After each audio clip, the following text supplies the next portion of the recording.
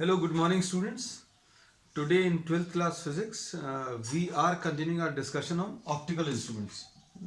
Optical instruments में कुछ concepts अभी हम लोगों ने पिछली क्लास में डिस्कस कर लिए हैं.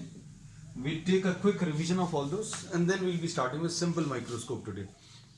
हम लोगों ने सबसे पहला concept जो लिया था visual angle का. तो अभी हम लोगों ने बोला the angle subtended by any object on the eye is termed as visual angle. Angle कितना कोई ऑब्जेक्ट बना रहा है आई पर, सपोज ये ऑब्जेक्ट है और ये आई है, तो आई पर ये ऑब्जेक्ट कितना एंगल बना रहा है, इसको अभी लोग विजुअल एंगल बोलते हैं. And the perception of size of the object is due to this visual angle. तो बच्चों अगर एंगल बड़ा दिखेगा तो ऑब्जेक्ट भी बड़ा दिखेगा.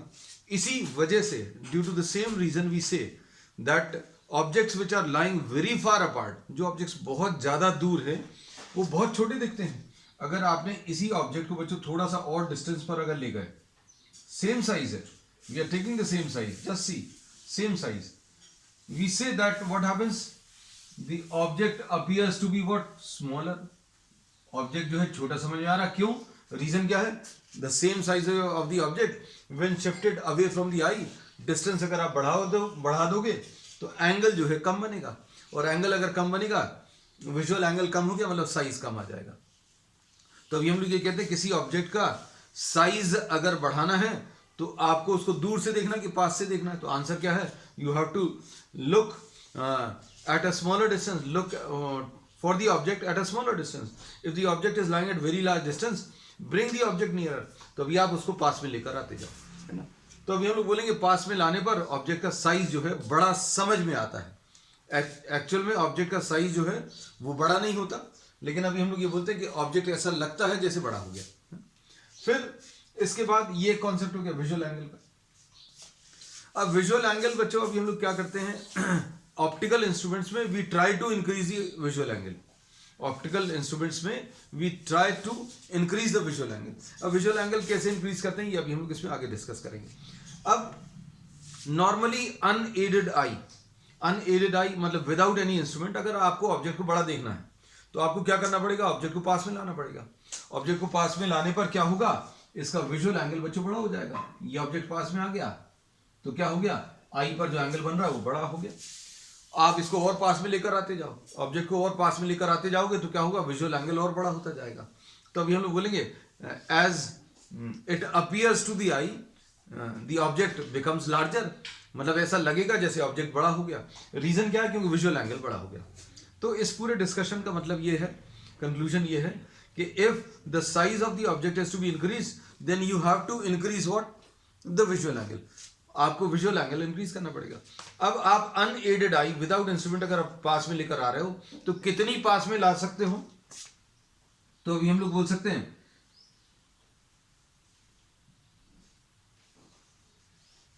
The minimum distance up to which we can bring this object is 25 centimetre.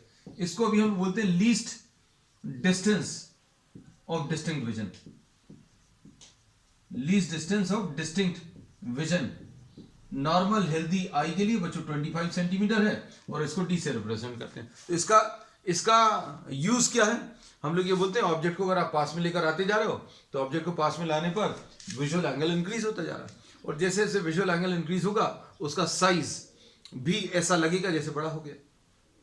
So perception of size of the object is due to visual angle, and if the object is brought nearer the visual angle increases and the size of the object as seen by our eye also increases. भाई अब आपको अगर बड़ा देखना तो आप बहुत पास में लेकर आते जाओगे, तो कितनी पास तक ला सकते हो? 25 सेंटीमीटर तक. 25 सेंटीमीटर से पास नहीं ला सकते, हाँ ला सकते हैं, लेकिन बहुत पास में अगर लेकर आओगे तो विजन जो है ब्लर्ड हो जाएगा. तो अभी हम लोग बोलते हैं maximum size of the object as seen by the eye is when the object is placed at 25 centimetre. आप 25 सेंटीमीटर पर अगर ऑब्जेक्ट को रखोगे तो वो मैक्सिमम साइज का दिखता है. तो ये कॉन्सेप्ट बच्चों बहुत यूज होने वाला है. अब इसके बाद दूसरा कॉन्सेप्ट कि 25 सेंटीमीटर पर अगर भी हम लोग किसी ऑब्जेक्ट को लेकर आ रहे हो तो अभी हम लोग बोलते हैं जो आई लेंस है वो स्ट्रेन्ड कंडीशन में होगा। अभी हम लोग बोलते हैं नॉर्मल विजन के लिए, इसका एग्जांपल अभी हमने आपको दिया था, आप रीडिंग अगर कर रहे हो 3 4 5 घंटे अगर आप रीडिंग करते रहो तो आपकी आंखों में एक ऐसा लगेगा जैसे दीज आर एग्जॉस्टेड, ऐसा लगता है। आप 3 4 5 घंटे अगर if you are continuously viewing your mobile और your book for 4 hours 5 hours, तो अभी हम लोग बोलते हैं you feel strained at your eyes, ऐसा लगता है कि विजन जो है, विजन की वजह से, कंटिन्यूस विजन की वजह से आंखें आपकी थक गई हैं, है ना। There is some sort of feeling of exhaustion, है ना। तो अभी हम लोग ये बोलते हैं अगर आप पढ़ाई नहीं कर रहे, if you are not viewing the mobile, if you are not reading any book and you for a general person who is not reading और नाइदर व्यूइंग अ मोबाइल, दिन भर अभी आप चीज़ों को देखते रहोगे तो भी आंखें नहीं थकती। तो इससे ये कॉन्सेप्ट समझ में आता है कि हमारी जो आईज हैं वो डिजाइंड किसके लिए हैं, फॉर व्यूइंग डिस्टेंट ऑब्जेक्ट्स। पास के ऑब्जेक्ट्स को देखने में स्ट्रेन होता है, तो अभी हम लोग बोलते हैं ये वाला जो विजन है बच्चों, ये स्ट्रेन्ड विजन है। 25 सेंटीमीटर पर ऑब्जेक्ट सबसे बड़ा तो दिखेगा लेकिन there will be a strain on the eye. Relaxed vision किसको बोलते हैं, रिलैक्स्ड विजन। तो रिलैक्स्ड विजन कब होता है, जब object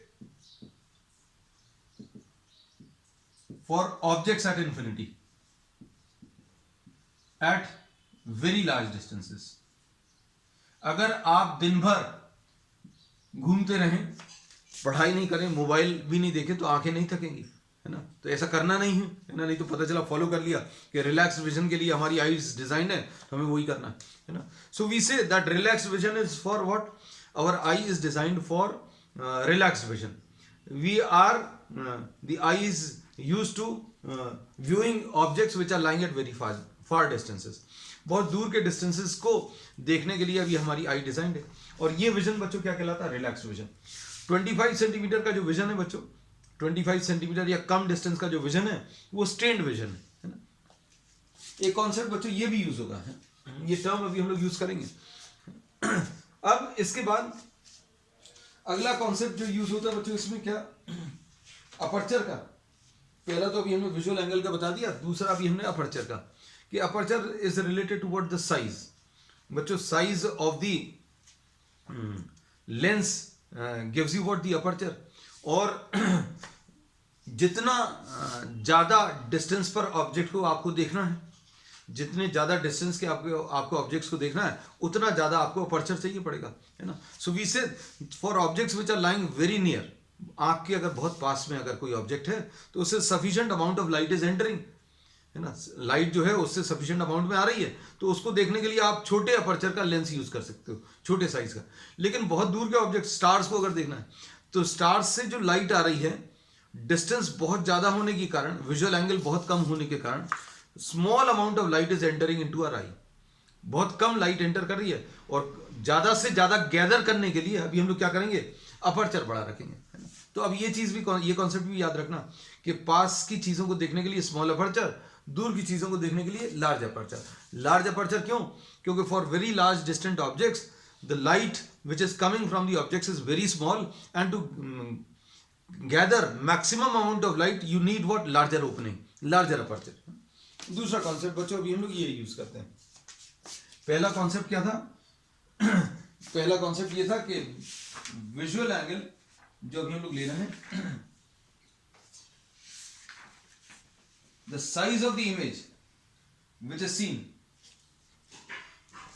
size of the image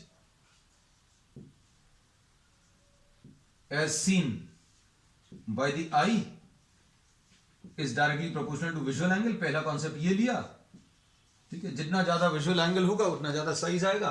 और दूसरा कॉन्सेप्ट अभी हम लोगों ने क्या ले लिया बच्चों, अपर्चर का। अब इन कॉन्सेप्ट्स को बच्चों अभी हम लोग नेक्स्ट टॉपिक में यूज करने वाले हैं।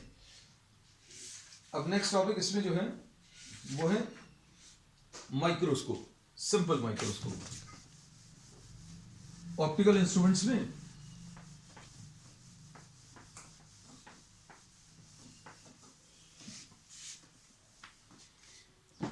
Simple microscope,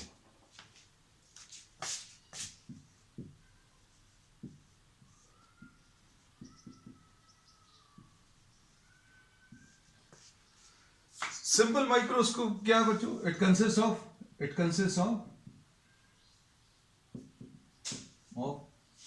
a convex lens of small focal length.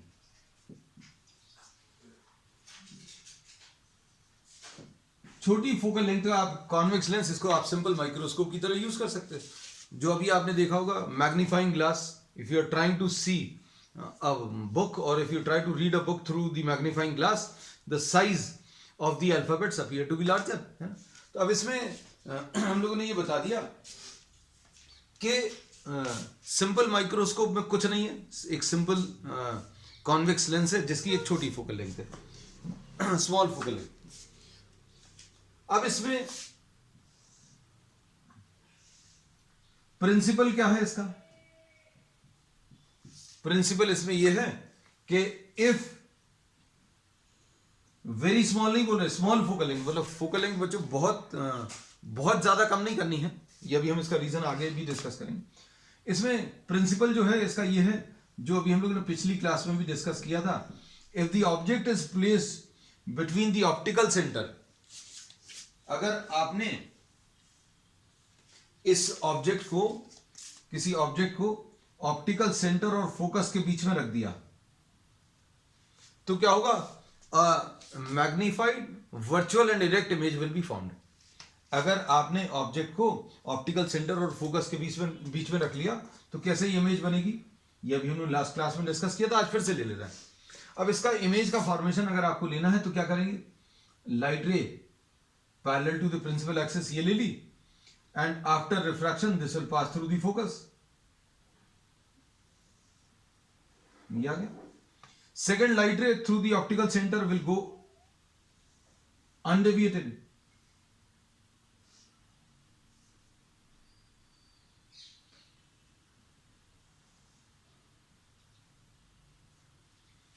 अब इसमें क्या कह सकते हैं बच्चों? Just try to C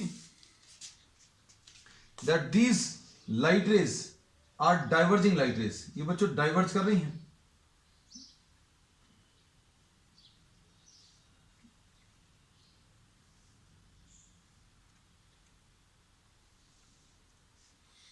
These do not meet at any point। ये आगे जाकर कहीं पर भी मिलेगी नहीं। थोड़ा सा ठीक कर दें इसको। These do not meet at any point, क्योंकि ये आगे जाकर जहां कहीं पर भी मिलेगी, that will be what the image, लेकिन ये कहीं पर भी आगे जाकर नहीं मिल रही। But these appear to be coming from a point behind. ऐसा लग रहा है जैसे ये यहां कहीं पीछे से इस जगह से आ रही है। तो जिस पॉइंट से आ रही है, this is suppose A and this is B, तो ये इसका इमेज आ जाएगा, A dash B dash. So this is the principal. Principal क्या है? प्रिंसिपल अभी हम लोग ये कह सकते हैं, if you have to write down the principle, that if an object is placed between the optical center and focus, a virtual, erect and magnified image is formed। ठीक। अब इसमें बच्चों ये इसका प्रिंसिपल है। अब हम लोगों को ये पता है कि सिंपल माइक्रोस्कोप क्या है? माइक्रोस्कोप जैसा कि नाम सजेस्ट कर रहा है, this is used for viewing very small objects. अगर आपको बहुत छोटे ऑब्जेक्ट्स को अगर आपको देखना है तो इसके लिए सिंपल माइक्रोस्कोप का अभी हम लोग यूज करेंगे। और इसने क्या किया है, इस कॉन्वेक्स लेंस ने, if the object is placed between the focus and the optical centre, then we say A virtual erect and magnified image is found। मतलब जैसा था वैसे ही दिखेगा, इन्वर्टेड नहीं होगा। अगर ऐसा है तो ऐसा नहीं दिखेगा, इरेक्ट है तो इरेक्ट ही दिखेगा, मतलब जैसा है बिल्कुल वैसे ही दिखने वाला है। अब इसमें आपने देखा होगा मैग्नीफाइंग ग्लास जो अभी हम लोग कई बार घरों में यूज़ करते हैं, बच्चे लोग इससे बहुत खेलते हैं, है ना। If you try to burn a paper, paper को जलाने की भी कोशिश करते हैं, सन की तरफ फोकस कर, that is a convex lens. और उसको मैग्नीफाइंग ग्लास की तरह अगर अभी हम लोग यूज़ करते हैं, what we try to do, we try to bring it near to the object. मतलब if you are trying to read a book, then you try to bring it near to the object. आप पास में लाने की कोशिश कर रहे हो। आप आगे पीछे करके क्या करने की कोशिश कर रहे हैं, you are trying to place this object between the optical centre of the lens. Lens यहां पर है और फोकस इसका बच्चों कहीं पीछे आ जाए। मतलब ये ऑब्जेक्ट हो गया, ये लेंस का ऑप्टिकल सेंटर है यहां कहीं पर, और फोकस इसका पीछे है। So what you are trying to do, by trying to increase और डिक्रीज द डिस्टेंस, आप आगे पीछे करके आप इस ऑब्जेक्ट को कहां पर रखने की कोशिश कर रहे हो, लेंस और फोकस के बीच में। तो अगर लेंस और फोकस के बीच में अगर ये ऑब्जेक्ट आ गया तो इसकी इरेक्ट और मैग्नीफाइड इमेज बनती है। और अगर आप ज्यादा डिस्टेंस पर लोगे तो फिर अभी हम लोग बोलेंगे आपको ये मैग्नीफाइड नहीं दिखेगा, इरेक्ट नहीं दिखेगा, है ना। तो अभी हम लोग इसमें यही बोलते हैं कि using a convex lens, convex lens बच्चों मोस्ट ऑफ द स्टूडेंट्स ने यूज किया हुआ है ना। तो अभी हम लोग बोलते हैं कि सिंपल मैग्नीफाइंग ग्लास जो है, that is an example of what, simple microscope. अब इसमें अब हम लोग क्या पढ़ेंगे, अब हम लोग पढ़ेंगे इसमें magnification. What is the magnification which is produce. आपने इसको यूज किया, किस लिए यूज किया, हमने बोला छोटी चीजों को देखने के लिए, छोटी चीजों को देखने के लिए यूज किया, मतलब आपने इसको बड़ा करने की कोशिश की है। बड़ा करने के लिए अब हम लोग क्या टर्म यूज करेंगे, मैग्निफिकेशन। तो अब हम लोग यहां पर एक नया टर्म यूज करते हैं, एंगुलर मैग्निफिकेशन। इसको अभी हम लोग एम से रिप्रेजेंट करते हैं। और ये क्या है, ये बच्चों पूरे ऑप्टिकल इंस्ट्रूमेंट्स में ये कह सकते हैं नई डेफिनेशन है। It is what, the angle subtended by the final image at eye. इसको यहां कहीं पर लिख लेता हूं बच्चों, angle subtended by the final image at I to what, the angle subtended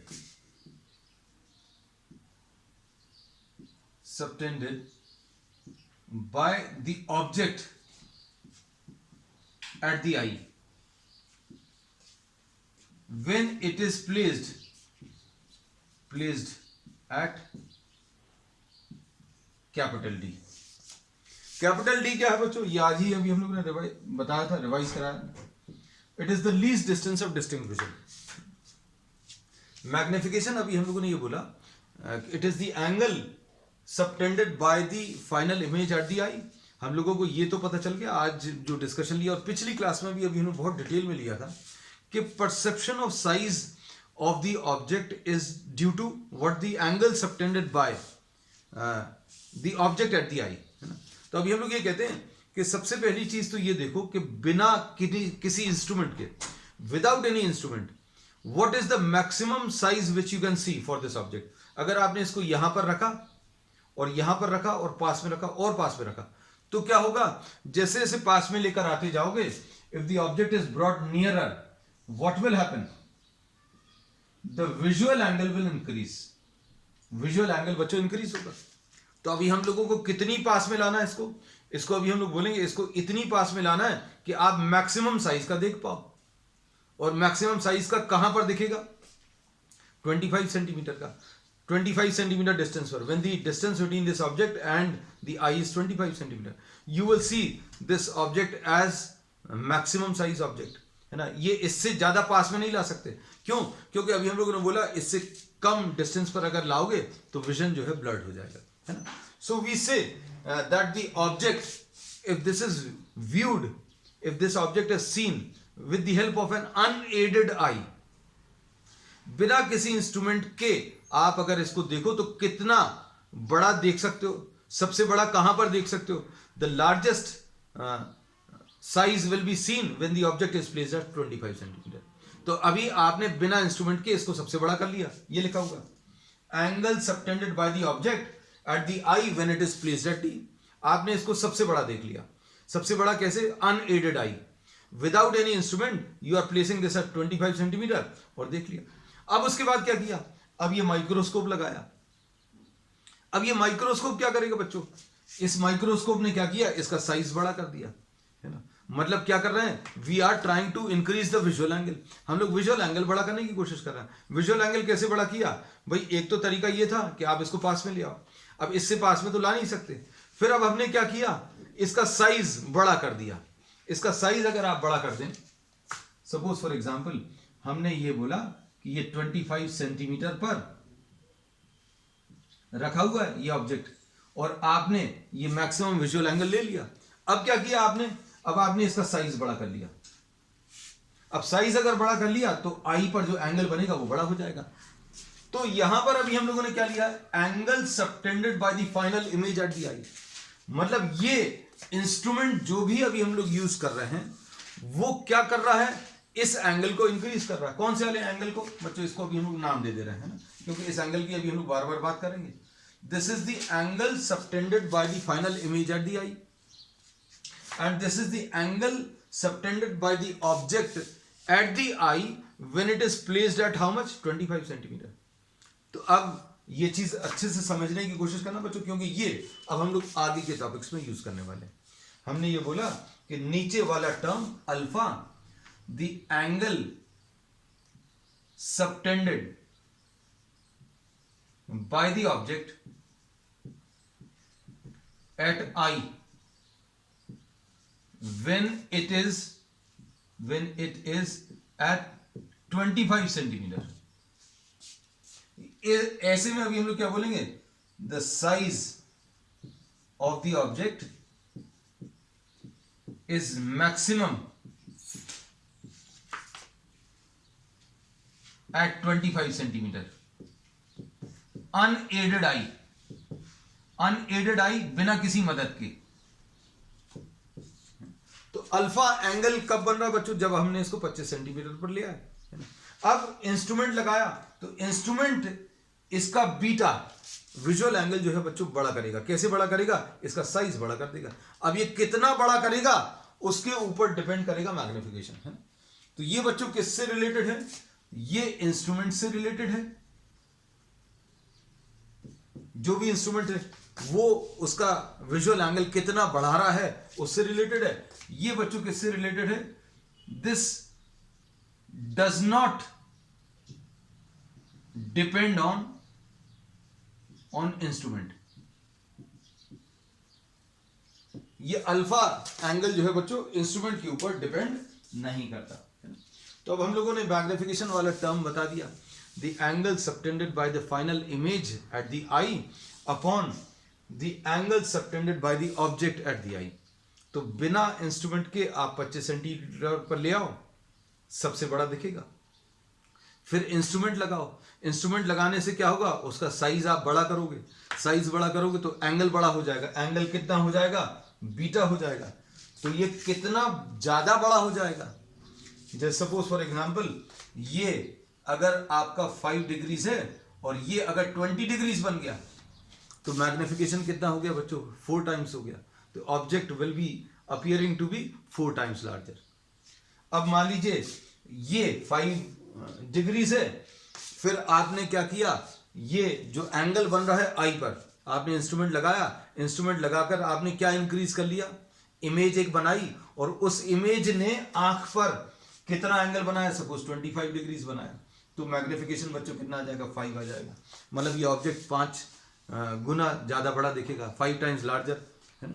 तो अब हम लोग ये बोलते हैं ये वाला चेंज नहीं कर सकते आप। 5 डिग्री जो आया है किसी एक पर्टिकुलर ऑब्जेक्ट के लिए, अभी हम लोग ये चेंज नहीं कर पाएंगे। This is related to what? The unaided eye. अब हम लोग इसको डिटेल में अब आगे डिस्कस करते हैं। तो डेफिनेशन अभी हम लोगों ने लिख ली है, डायग्राम अभी हम लोग रखा रहने देंगे, बाकी सारी चीजें अब रख कर देंगे। अब देखो, अब we are rubbing this part, ये वाला पार्ट भी रब कर दिया।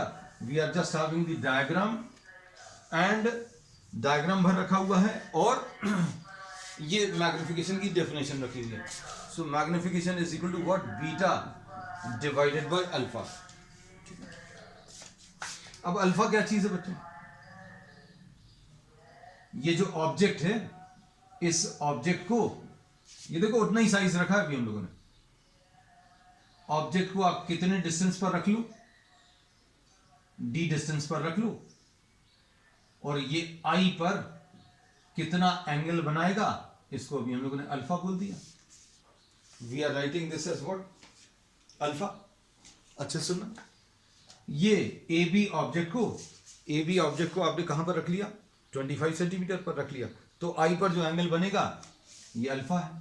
और फॉर वेरी स्मॉल एंगल्स, इसमें ये जो ऑब्जेक्ट है बच्चों ए बी, ये माइक्रोस्कोप से देख रहे हैं, तो माइक्रोस्कोप से आप जिन चीजों को देखोगे वो बहुत बड़ी तो नहीं रहेंगी.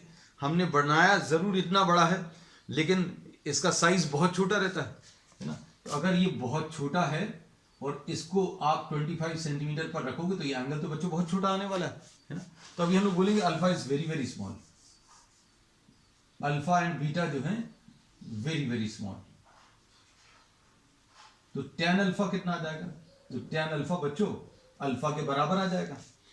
tan alpha will be equal to alpha. For very small angles tan theta और थीटा बराबर होते हैं. और ये कितना आ जाएगा बच्चों, ए बी अपॉन डी आ जाएगा.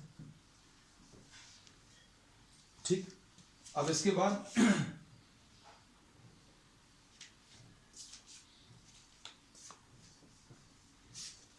इसमें सपोज ऑब्जेक्ट का ऑप्टिकल सेंटर से डिस्टेंस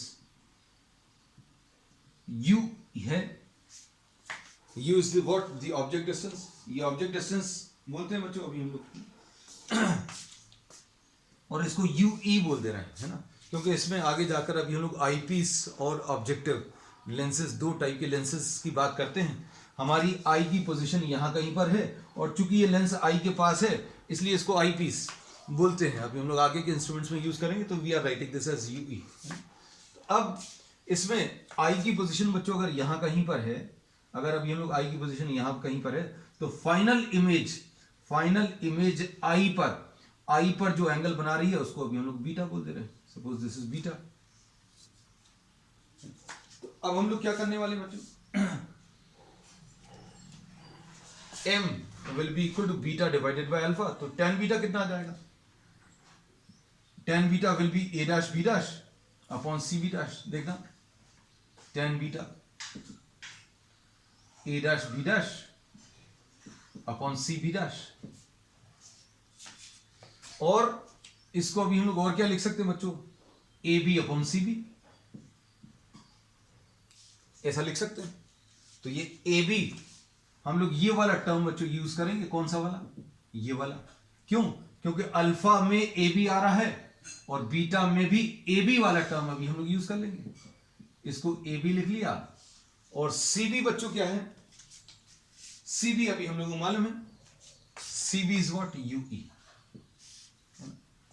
तो अब हम लोग क्या करते हैं, टू इंक्रीज द मैग्निफिकेशन,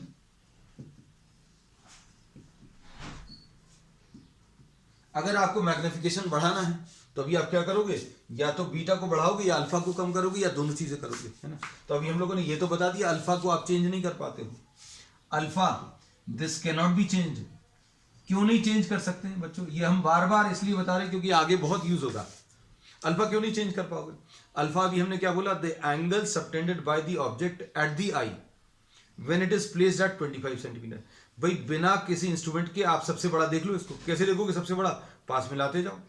कितनी पास तक लाओगे, 25 सेंटीमीटर तक. तो 25 सेंटीमीटर तक ले आए, आपने सबसे बड़ा देख लिया. तो alpha can not be change.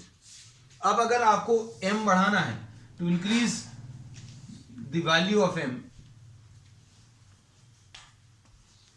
Beta is to be increased. Beta को अभी आप इंक्रीज करेंगे.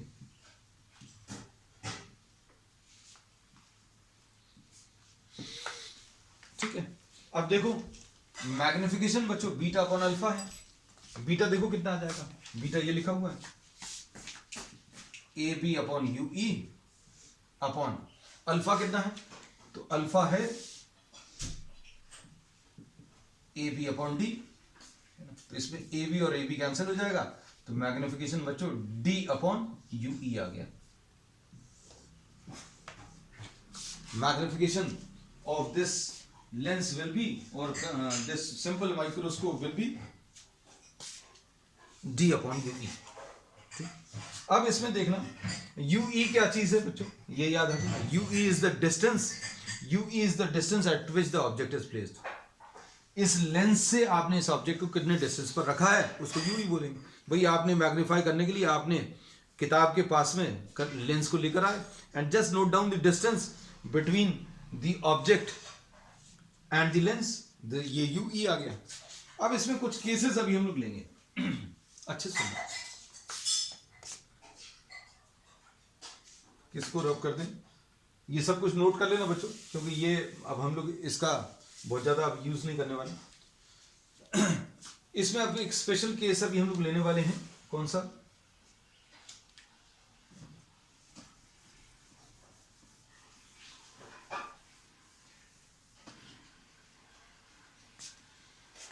यहां कहीं पर एक बना ले रहे हैं इसको अलग से। ये बच्चों ए बी है, कितने डिस्टेंस पर रखा हुआ था, डी डिस्टेंस पर रखा हुआ था ऑब्जेक्ट, तो ये एंगल अल्फा था, तो alpha is equal to tan alpha is equal to A B upon D, और टेन बीटा भी बच्चों यहीं पर लिख ले रहे हैं, beta is equal to tan beta is equal to A B upon you E, A B upon you E, ये इसमें भी दिख रहा है tan beta is A B upon you E, तो टेन अल्फा ये आ गया, टेन बीटा ये आ गया, अल्फा और बीटा आ गया, तो ये भी बच्चों की हम लोग रब कर दें। अब इसमें सोचकर देखना, अभी हम लोगों ने ये बताया कि मैग्निफिकेशन कितना होता है, बीटा अपॉन अल्फा। अल्फा तो बच्चों फिक्स है, अल्फा को तो अभी आप चेंज नहीं कर पाते, क्यों नहीं चेंज कर पाते, अभी हमने बोला अल्फा क्या है, the angle subtended by the object at the eye. अच्छे से समझना बच्चों, इसमें अभी हमने ये बोला कि आई पर कब एंगल सबटेंड कर रहा है ये ऑब्जेक्ट, जब ये ऑब्जेक्ट आई से 25 सेंटीमीटर पर रखा हुआ है, तो ये अल्फा आ गया। अब beta is the angle which is subtended by the final image at the eye. भाई फाइनल इमेज आई पर जो बन रही है उसका आपको एंगल बीटा मालूम है। अब बीटा को अगर मैक्सिमम करना है, जस्ट ट्राई टू अंडरस्टैंड,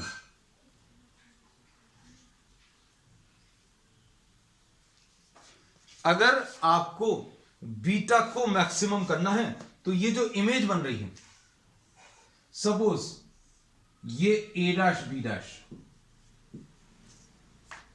अच्छे सुनना बेटा, सारी चीजें एकदम परफेक्टली क्लियर होंगी। इसमें अभी हमने क्या बोला कि ये जो फाइनल इमेज बन रही है वो आई पर बीटा एंगल सबटेंड कर रही है। तो अब हम लोगों ने बोला कि बीटा को आपको बढ़ाना है, तो बीटा कैसे बढ़ाओगे, आप इमेज को और पास में कर लो।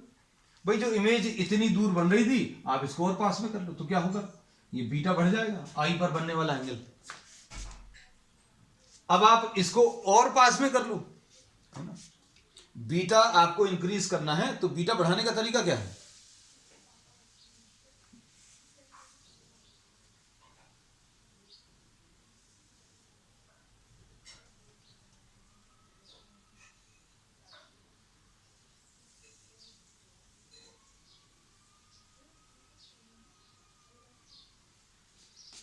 अब इसमें अभी हम लोगों ने बोला कि मैग्निफिकेशन अगर आपको इंक्रीज करना तो बीटा बढ़ाना है, अल्फा तो आप चेंज नहीं कर पाओगे, ये अभी हम लोगों ने बार बार बोला alpha can not be change, लेकिन बीटा को अगर आपको चेंज करना तो इमेज मान लीजिए बीटा एंगल बना रही है, तो आप फाइनल इमेज उतने ही साइज की, जितनी भी साइज की बन रही है आप उसको और पास में बना लो, और पास में बना लोगे तो बीटा पहले से ज्यादा हो जाएगा।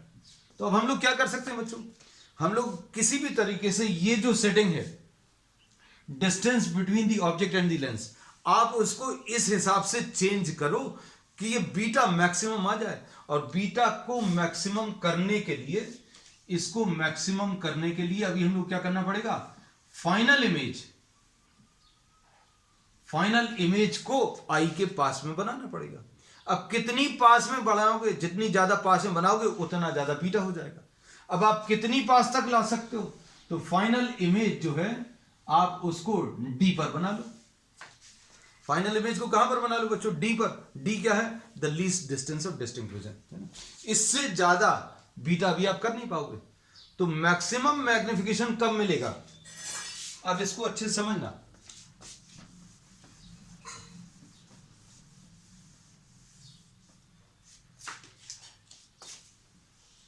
m is beta upon alpha, ये बच्चों फिक्स है। ये मैक्सिमम मैग्निफिकेशन कब मिलेगा, व्हेन बीटा इज मैक्सिमम। और बीटा मैक्सिमम कब होगा, जब final image is formed at, final image कहां पर बन जाए, डी पर। भाई ये मान लो फाइनल इमेज है इतने डिस्टेंस पर, आप फाइनल इमेज किसी तरीके से पास में ले आओ तो क्या होगा, एंगल बढ़ जाएगा, और पास में ले आओ तो एंगल और बढ़ जाएगा, ये और बड़ा हो जाएगा, बीटा की वैल्यू और बड़ी हो जाएगी। कितनी पास तक ला सकते हो, तो फाइनल इमेज को आप कहां पर बना सकते हो, कैपिटल डी पर। आपको ये कॉन्सेप्ट समझ में आना चाहिए। और ये चीज ऐसा याद रखना कि भाई आपको फाइनल इमेज सबसे नजदीक अगर आप ले आओगे, सबसे ज्यादा पास में ले आओगे, तो मैग्निफिकेशन बच्चों मैक्सिमम आ जाएगा। तो इसको ऐसा याद रख लेना। अब इसमें पहला केस जो अभी हम लोग ले रहे हैं वो यही वाला, final image is formed at least distance of distinct vision। इसको अभी हम लोग नॉर्मल एडजस्टमेंट बोलते हैं।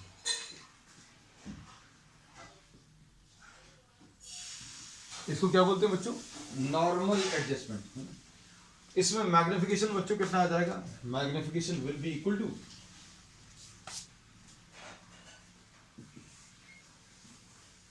डी अपॉन यू ई, या डी अपॉन यू ई। इसमें अब हम लोग क्या यूज कर लेंगे बच्चों, 1 upon F is equal to 1 upon V minus 1 upon U, ये यूज कर रहे हैं, देखना अब अच्छे से। अब हम लोग इसमें क्या लिखेंगे, 1 upon F is equal to 1 upon, final image कहां पर बन रही है, final image is formed at, final image V is formed at minus D, final image is formed at capital D।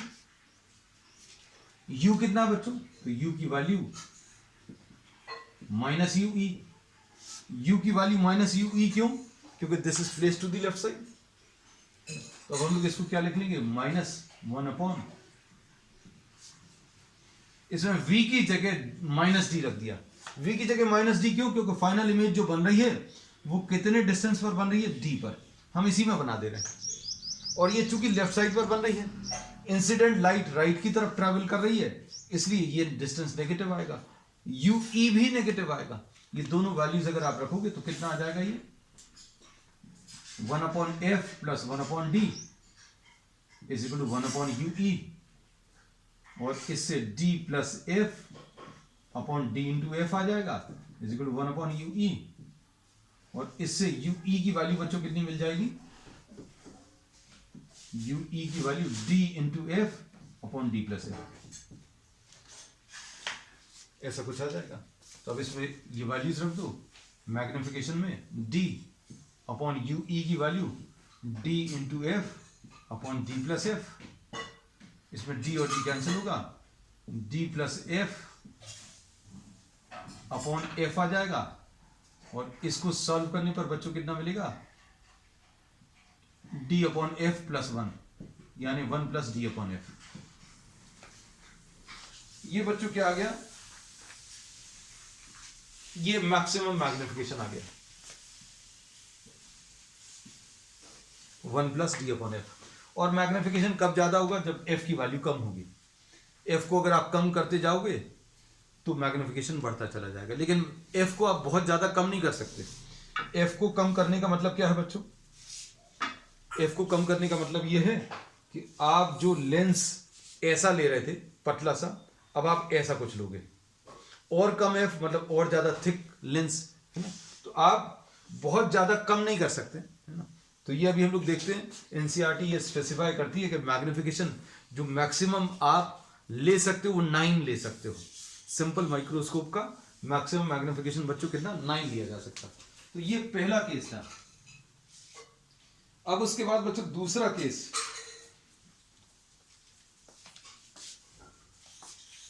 ये सब कुछ अभी हम लोग रब कर दें। दूसरा केस अभी हम लोग क्यों पढ़ रहे हैं उसका भी रीजन अभी हम आपको बता दें।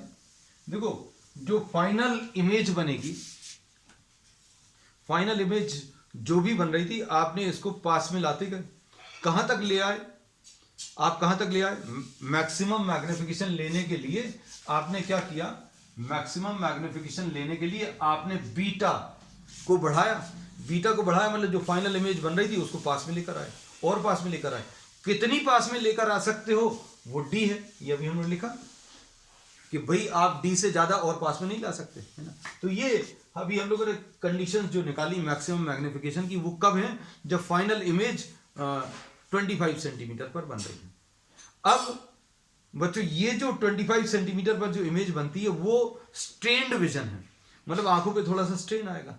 अब हम लोग क्या ले रहे हैं बच्चों, रिलैक्स विजन। सेकेंड केस जो इसमें अभी हम लोग ले रहे हैं बच्चों वो क्या है,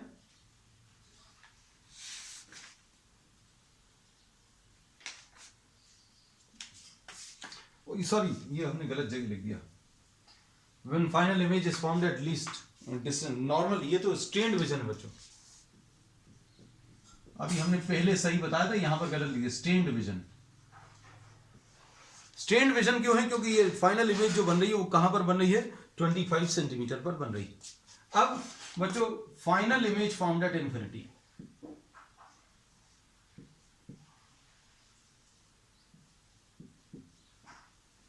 final image is formed at infinity.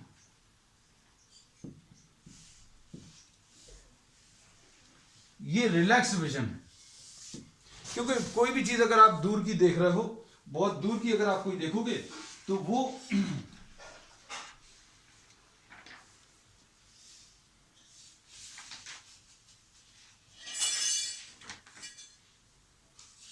जब भी आप कोई चीज बहुत दूर की देखोगे तो आईज जो है रिलैक्स रहती हैं, and this is termed as normal adjustment है।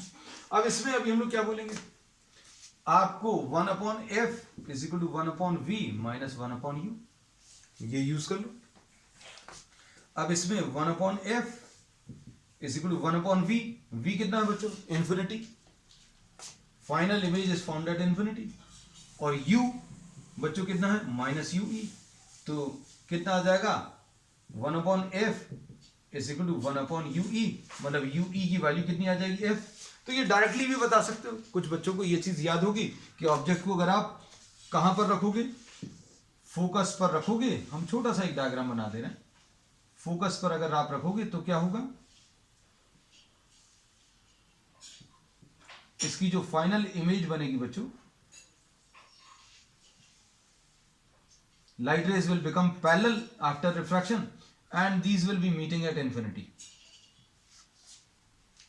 लेकिन एंगल अभी भी फाइनाइट रहेगा, और इमेज, फाइनल इमेज जो है इंफिनिटी पर भले ही बने, लेकिन ये एंगल जो बनेगा आई पर वो फाइनाइट रहेगा।